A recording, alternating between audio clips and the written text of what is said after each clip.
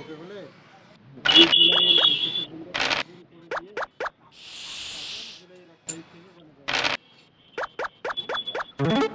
আর একেবারে সরকার মিম পেক্সেতে এত বেতন বাড়বেও না, সময়টা শুধু লস হবে আপনার, এটা হলো মূল কথা।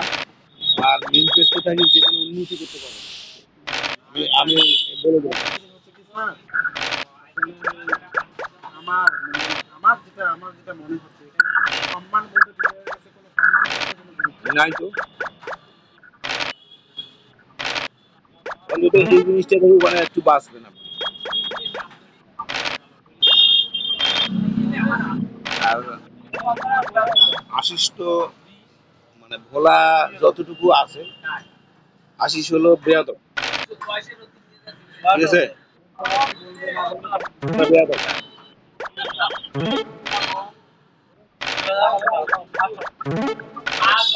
সেদিন যে ছিলেন আমি বললাম যে আপনার কর্কশ মেজাজ ছিলেন না, না বুঝছি অবশ্য।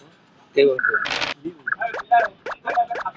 বলে বলিয়েন না। না না না না না। কে কে বলে ওই আমাকে জিজ্ঞাসা করছে কে কে বলে, আপনি ভালো জানেন কাকে কাকে আপনি রাগ দেখাইছেন, আপনি ভালো জানেন।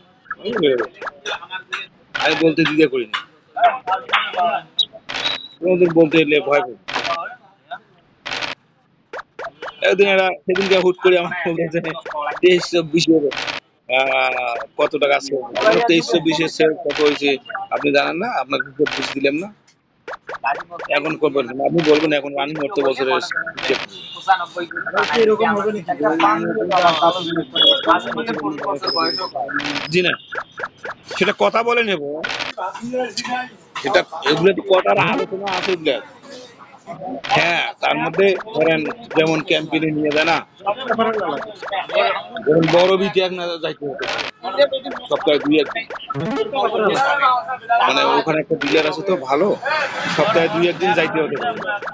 এখানে 3 দিন করলাম ওখানে 3 হ্যাঁ হ্যাঁ, এরকম আমাকে অবশ্য বলছে যে ওখানে হয়তো 2 দিন বা 1 দিন যাইতে হতে পারে।